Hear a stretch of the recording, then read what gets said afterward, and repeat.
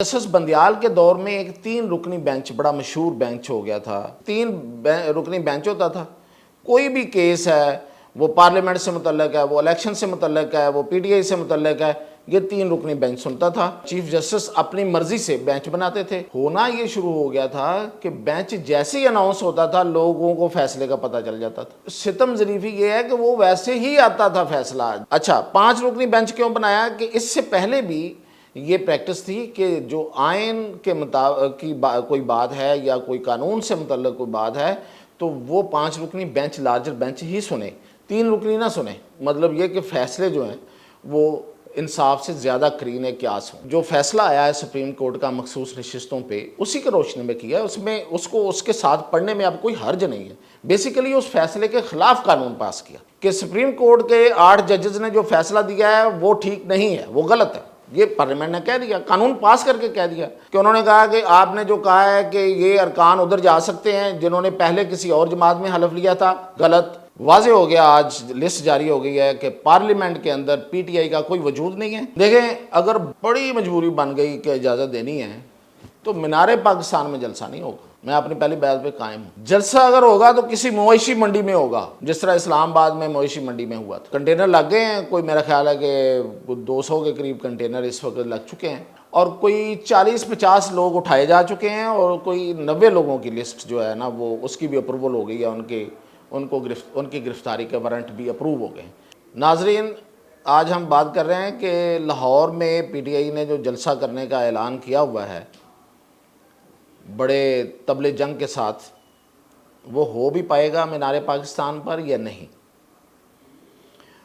और ये कि जो मैंने कल कहा था कि बड़ी लड़ाई शुरू हो गई है, स्पीकर ने ख़त लिख दिया है और सुप्रीम कोर्ट के फ़ैसले के सामने खड़े हो गए हैं दीवार बनकर स्पीकर कौमी असम्बली, और साथ ही पंजाब असम्बली से भी स्पीकर ने लेटर लिखा है और उधर से खैबर पख्तूनख्वा के स्पीकर ने भी एक ख़त लिखा है। तो इन 3 खतूत में फ़र्क क्या और उसके नतीजे में हुआ क्या, होगा क्या, और एक आज आर्डिनेंस भी आ गया है, तो इन पर बात करते हैं। सबसे पहले तो हम देखते हैं कि आज का आर्डिनेंस जो है, याद होगा आपको कि हुकूमत ने एक कानून बनाया था, supreme court practice and procedures act.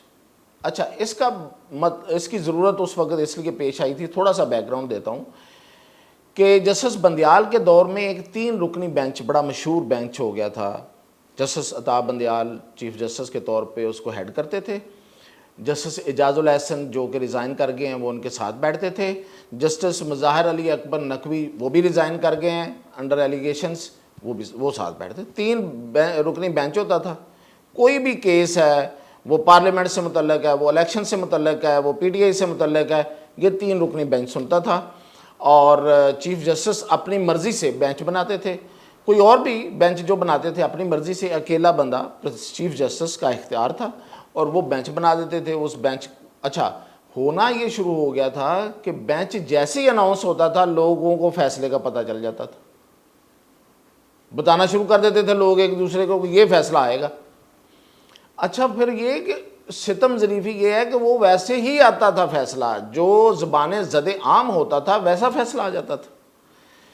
तो इस पे बड़े मतलब ये है कि कान खड़े हुए कि ये क्या तरीक़ाकार है। एक मखसूस किस्म के जज जो हैं, जो जिनकी अपना एक लाइक माइंडेड हैं, जो एक माइंडसेट से ताल्लुक़ रखते हैं, वो बैठते हैं और किसी भी इशू पे फैसला दे देते हैं। तो ये जो हेजमनी थी चीफ जस्टिस की, उसको तोड़ने के लिए एक कानून लाया गया। पार्लियामेंट का काम है, पार्लियामेंट ने कानून बनाया कि जी हम प्रैक्टिस एंड प्रोसीजर में तब्दीली कर रहे हैं और ख्याल ये है कि 3 जज जो हैं उनकी एक कमेटी बनाई जाए और वो फैसले किया करे। अच्छा, अब 3 जजेस इस तरह से, chief justice of Pakistan, senior puisne जज यानी कि second to the chief justice and third in seniority, 3 जज जो हैं 1, 2, 3 वो बैठे और वो फैसला करेंगे कौन सा केस किस वक्त लगाना है, किस बेंच के सामने लगना चाहिए। तो इस तरह से ये होगा कि किसी एक बंदे की जो मर्ज़ी है वो नहीं चलेगी। अच्छा, जब ये कानून आया तो जस्टिस बंदियाल ने इसको मुअत्तल कर दिया चैलेंज हुआ और मुअत्तल कर दिया, और मुअत्तल करके वही बेंच जो जिन बेंचेस के ख़िलाफ़ आया था वो बेंच केसेस सुनते रहे। अब जस्टिस बंदयाल चले गए, फायज़ ईसा चीफ जस्टिस बने, तो उन्होंने इस केस को आते ही अपने सामने फिक्स किया और 5 रुकनी बेंच बनाया। अच्छा, 5 रुकनी बेंच क्यों बनाया? कि इससे पहले भी ये प्रैक्टिस थी कि जो आइन के मुताबिक की कोई बात है या कोई कानून से मुतल्लिक़ कोई बात है तो वो 5 रुकनी बेंच, लार्जर बेंच ही सुने, 3 रुकनी ना सुने। यानी कि जितने ज़्यादा जज होंगे उतना ज़्यादा डिफरेंस ऑफ ओपिनियन की एक उम्मीद की जा सकती है। तो मतलब ये कि फ़ैसले जो हैं वो इंसाफ से ज़्यादा करीने क्यास होंगे। अच्छा, अब उन्होंने सुना और उन्होंने कहा कि देखें, ये जो मुअत्तल किया गया था ये गलत था। ये मैं आपको मेजॉरिटी फ़ैसला बता रहा हूँ, उसमें कहा गया कोई कानून होता है या नहीं होता, मुअत्तल नहीं हो सकता। तो अच्छा, एक बात ये है, एक इस फैसले में ये 5 रुकनी बेंच का अक्सरियती फ़ैसला था और उसमें ये कह दिया गया कि कोई फ़ैसला मुअत्तल नहीं हो सकता, नंबर 1। दूसरी बात यह है कि अगर कोई कानून और आइन का मसला होगा तो 5 रुकनी बेंच सुनेगा। नंबर 3 कि कानून पार्लियामेंट के हर फैसले को जो आइन से कंट्राडिक्ट ना हो ख़त्म नहीं किया जा सकता। अच्छा, इसी तरह का एक नोट मौजूदा जो सीनियर प्योने जज हैं जो आगे चीफ जस्टिस बनने जा रहे हैं, जस्टिस मंसूर अली शाह, वो नैब तरमीम के हवाले से जो जस्टिस बंदयाल का फ़ैसला था उस वक्त वो इख्तलाफी नोट में ये कह चुके हैं कि जो सुप्रीम कोर्ट है, पार्लियामेंट है, वो सुप्रीम है। अगर वो कोई कानून बनाती है तो उसको हम स्ट्राइक डाउन नहीं कर सकते अनटिल एंड अनलेस कि वो कॉन्स्टिट्यूशन से कंट्राडिक्ट कर रही हो, वो कानून कर रहा हो या वो एक्ट कर रहा हो। तो देखें, अब ये बेंच पूरे का पूरा ये कह चुका है, जस्टिस मंसूर अली शाह खुद ये कह चुके हैं। तो इसलिए ये जो बन रहे हैं अब कवानीन, अब मैं इसलिए ये बैकग्राउंड देना चाह रहा था कि अगली बात आपको पता चल जाए कि जो फिर बाद में मौजूदा असम्बली ने ये कानून पास किया इलेक्शन एक्ट में तरमीम करके कि जो फ़ैसला आया है सुप्रीम कोर्ट का मखसूस नशिस्तों पे, उसी के रोशनी में किया है। उसमें उसको उसके साथ पढ़ने में अब कोई हर्ज नहीं है। बेसिकली उस फैसले के ख़िलाफ़ कानून पास किया कि सुप्रीम कोर्ट के 8 जजेस ने जो फ़ैसला दिया है वो ठीक नहीं है, वो गलत है। ये पार्लियामेंट ने कह दिया, कानून पास करके कह दिया। अब ये मुझे कहने में क्या आ रहा है कि उन्होंने कहा कि आपने जो कहा है कि ये अरकान उधर जा सकते हैं जिन्होंने पहले किसी और जमात में हलफ लिया था, गलत, इसलिए कि फ्लोर क्रॉसिंग होगी। जिस बंदे ने एक जगह पे सर्टिफिकेट दे दिया हुआ है और उसको दूसरी तरफ नहीं ले जाया जा सकता, आपने कहा, गलत। नंबर 3, अगर कोई बंदा अपने आप को किसी पार्टी के साथ अफिलिएट नहीं जिसने किया, उसको किसी पार्टी में नहीं भेजा जा सकता, आपने कहा भेजा जा सकता है, गलत। और नंबर 3 कि मखसूस नशिस्तें जो जिसको मिल चुकी, जो पार्टी जीतने के बाद जीतने से पहले, इलेक्शन में जाने से पहले अगर वो लिस्ट किसी ने जमा नहीं कराई, उस पार्टी को नशिस्तें नहीं मिल सकती। आपने कहा मिल सकती हैं, सुप्रीम कोर्ट ने, तो आपने कहा आपका कहा हुआ गलत, इसलिए ये कानून हम ये लेके आए हैं। और अब ये चीज़ें सबसे पहले सारी मौजूद थी कानून में, सुप्रीम कोर्ट को पता था ये सारी चीज़ें मौजूद हैं। सुप्रीम कोर्ट ने इसके बावजूद माजी में जाके फैसला दिया। तो उन्होंने कहा कि अगर आप माजी में जाके फैसला दे सकते हैं तो हम माजी में जाके कानून बना रहे हैं। तो उन्होंने भी एक कानून बनाया सुप्रीम कोर्ट के मुकाबले में, उस फैसले के बिल्कुल उस फैसले को कंट्राडिक्ट किया, उसको उसका मुकाबले में कानून बनाया और उसको माजी में जाके नाफिज कर दिया। और आज ये पोजीशन है कि सुप्रीम कोर्ट का फैसला कहीं एग्जिस्ट नहीं कर रहा। अब वो गो के वो मुख्तसर फैसला आया हुआ है, तफसीली फैसला अभी आना है, वो आए ना आए एक ही बात है। और अब अगर इस कानून पे कोई किसी किस्म की स्ट्राइक डाउन करने की कोशिश की गई तो फिर वो जो फैसला है 5 रुकनी बेंच का और वो जो जस्टिस मंसूर अली शाह का नोट है वो किधर जाएगा, जिसमें कहा गया था कि पार्लियामेंट इज सुप्रीम, तो वो सुप्रीम है। वो पहले अगर सुप्रीम थी तो आज भी वो सुप्रीम है। पार्लियामेंट का तो तब्दील नहीं होती ना, जो एक बात है वो तो फिर दूसरी दफ़ा तो नहीं की जा सकती। तो इसलिए ये कानून अब मौजूद है और उसके नतीजे में वाज़े हो गया, आज लिस्ट जारी हो गई है कि पार्लियामेंट के अंदर पीटीआई का कोई वजूद नहीं है और सुन्नी इत्तेहाद है और उसके लोगों की तादाद इतनी है, लेकिन उनको मखसूस नशिस्तें नहीं मिलेंगी क्योंकि उन्होंने अप्लाई नहीं किया था, दरख्वास्त नहीं दी हुई पहले से। और मखसूस नशिस्तें जो थीं वो उसी तरह जो बाकी रह गई थी, जो इनकी हैं, जो इनको मिलनी थी, इनकी हैं नहीं, इनको मिलनी थी, वो बाकियों को तकसीम हो चुकी हैं, वो उसी तरह तकसीम रहेंगी। तो इस वक्त आज की जो लिस्ट जारी हुई है कौमी असम्बली के सेक्रेटेरिएट से, उसके मुताबिक हुकूमत के पास 2/3 मेजॉरिटी है। अब मौलाना की भी ज़रूरत नहीं है हुकूमत को कोई भी कानून साजी या आइन साजी या आइनी तरमीम करने के लिए। तो ये सबसे बड़ी आज की जो थी वो ये डेवलपमेंट थी। और supreme court procedure and practice act में तब्दीली करके एक आर्डिनेंस जारी कर दिया गया है। अब उसका मकसद क्या था वो भी बता देता हूँ। चीफ जस्टिस जो हैं वो, और जस्टिस मंसूर अली शाह और जस्टिस मुनीब, ये थे 3 बंदे, 3 जज जो ये फैसला करते थे कि कौन सा बेंच होगा और कौन सा केस पहले सुना जाएगा और कौन सा बाद में सुना जाएगा। अब जस्टिस मुनीब साहब जो हैं उन्होंने कुछ अपना माइंड यूज़ करना शुरू कर दिया। जस्टिस मंसूर अली शाह कुछ दरमियान में आ गए हुए हैं, लेकिन जस्टिस मुनीब उसी जगह पे मौजूद हैं जहां वो पहले थे। तो फिर हुकूमत ने सोचा कि नहीं, ऐसे नहीं काम चलेगा।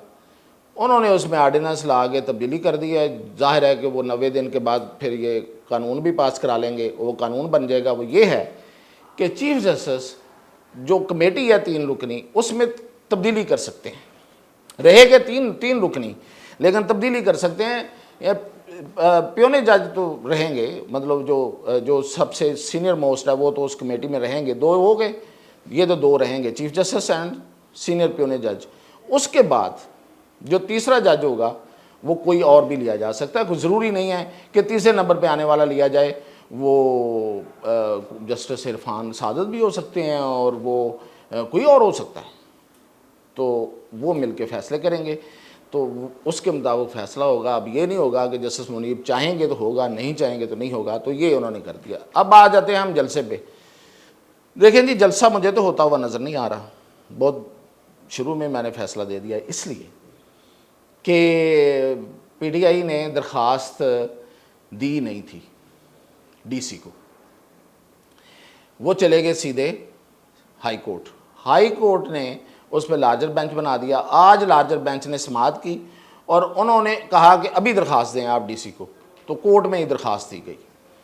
अब DC को हाई कोर्ट के बेंच ने ये कहा है कि भाई आज 5 बजे तक फ़ैसला कर दें, कानून के मुताबिक फ़ैसला कर दें। अब DC ने कानून के मुताबिक फ़ैसला करना है, तो क्या करेगा? आपका क्या ख्याल है? क्या लाहौर में जलसा होने दिया जाएगा? देखें, अगर बड़ी मजबूरी बन गई कि इजाज़त देनी है, तो मीनार पाकिस्तान में जलसा नहीं होगा। मैं अपनी पहली बात पे कायम हूँ। जलसा अगर होगा तो किसी मवेशी मंडी में होगा, जिस तरह इस्लामाबाद में मवेशी मंडी में हुआ था। और वो एक है काना के पास, कसूर की तरफ जाते हुए। उसको पहले ही वैसे बंद कर दिया उन्होंने कंटेनर लगा के, अब तक की इतला मैं आपको दे रहा हूँ। और उसको रास्ते कौन से लगते हैं? फिरोजपुर रोड और ring road. Ring road link करती है मोटरवे के साथ।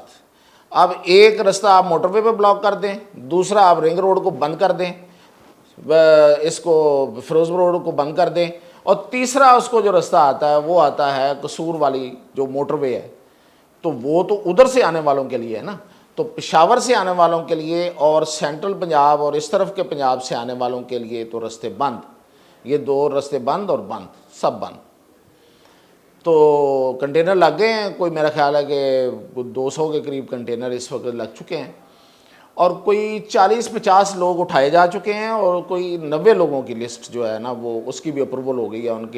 उनकी गिरफ्तारी के वारंट भी अप्रूव हो गए।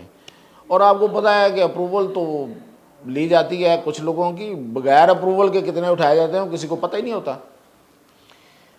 तो बंदे इधर उधर से उठा के यहाँ तो एक खौफ और टेरर होगा, रास्ते बंद होंगे, DC जो है वो नोटिफाई नहीं करेगा, और अगर कोई बहुत मजबूरी हुई तो काना की मवेशी मंडी का नोटिफाई कर दिया जाएगा।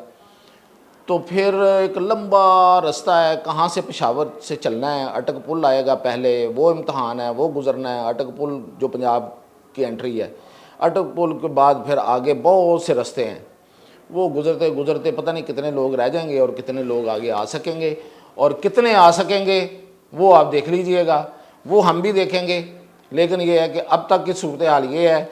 आज था जुमा, आज अदालत ने ऑर्डर दिया, डीसी के पास को कहा 5 बजे का टाइम है, 5 बजे के बाद तो अदालत नहीं लगती।